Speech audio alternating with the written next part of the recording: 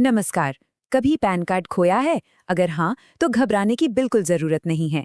चलिए आज step by step समझते हैं कि इसे वापस कैसे पाया जा सकता है। हम सब जानते हैं वो एहसास कैसा होता है जब पर्स या जेब में हाथ डालते हैं और वो जरूरी कार्ड नहीं मिलता। दिल की धड़कन एकदम से तेज हो जाती है और दिमाग में बस एक ही सवाल घूमता है, अब क्या होगा। ये टेंशन होना देखिए बिल्कुल नॉर्मल है। लेकिन अच्छी खबर ये है कि अब ये प्रोसेस बहुत बहुत सिंपल हो गया है। तो चलिए उस घबराहट को साइड में रखते हैं और देखते हैं कि नया पैन कार्ड वापस पाने के लिए क्या क्या करना होगा। यकीन मानिए ये जितना मुश्किल लगता है उतना है नहीं। तो ठीक है, अब सीधे मुद्दे पर आते हैं। देखिए, कार्ड वापस पाने से भी पहले जो सबसे जरूरी काम है वो है अपनी फाइनेंशियल आइडेंटिटी को सेव करना। ये पक्का करना कि कोई इसका गलत इस्तेमाल न कर पाए। अब सवाल उठता है कि ये इतनी बड़ी चिंता क्यों है।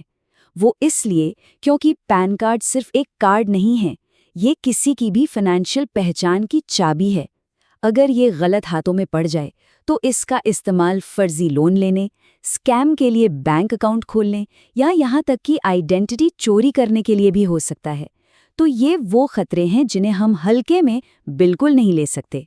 इन सारे खतरों से बचने के लिए एक बहुत ही जरूरी कदम है जिसे पैन कार्ड खोने के फौरन बाद उठाना चाहिए। ये समझ लीजिए कि ये हमारी सेफ्टी की पहली और सबसे मजबूत दीवार है। और वो कदम है पुलिस में शिकायत या एफआईआर दर्ज कराना। देखिए ये सिर्फ एक फॉर्मेलिटी नहीं है, ये एक लीगल प्रूफ बन जाता है कि कार्ड खो चुका है।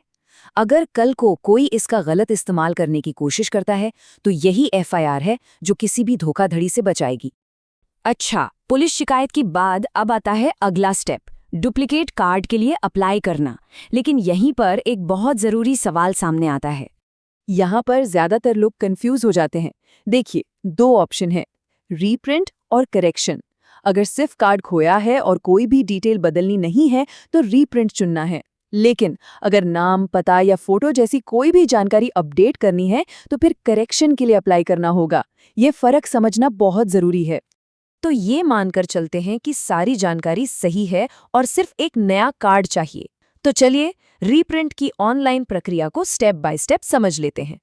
प्रोसेस शुरू करने से पहले ये 4 चीजें अपने पास जरूर रख लें।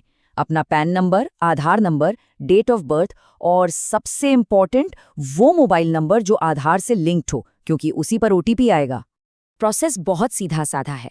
सबसे पहले प्रोटियन या UTI-TSL जैसी ऑफिशियल वेबसाइट पर जाएं।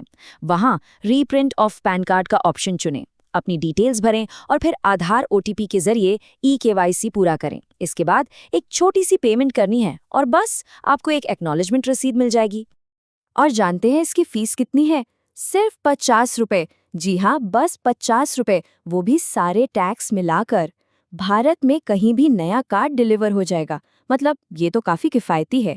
पेमेंट के बाद जो 15 डिजिट का एक्नॉलेजमेंट नंबर मिलता है ना, उसे संभाल कर रखना है। इसी नंबर से ऑनलाइन ट्रैक कर सकते हैं कि नया पैन कार्ड कब तक भेजा जाएगा और उसका अभी का स्टेटस क्या है। तो नए कार्ड के लिए अप्लाई तो कर दिया, लेकिन काम अभी खत्म नहीं हुआ है। अब ये पक्का करने का टाइम है कि जब तक कार्ड खोया हुआ था उस बीच कोई गड़बड़ तो नहीं हुई। ये एक बहुत ही जरूरी सवाल है। सिर्फ ये मान लेना कि सब ठीक होगा काफी नहीं है।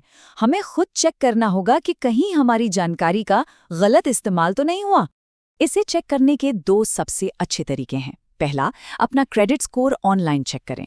अगर कोई ऐसा लोन या क्रेडिट कार्ड दिखे जो लिया ही नहीं तो ये गड़बड़ का सिग्नल हो सकता है। दूसरा, इनकम टैक्स वेबसाइट से अपना फॉर्म 26AS डाउनलोड करें। ये एक तरह से सालाना टैक्स स्टेटमेंट है जिसमें पैन से जुड़े सभी बड़े लेन देन रिकॉर्ड होते हैं। कोई भी अनजान एंट्री तुरंत नजर में आ जाएगी। तो इस पूरी प्रक्रिया के बाद पैन कार्ड और उससे जुड़ी पहचान फिर से सेफ हो जाती है।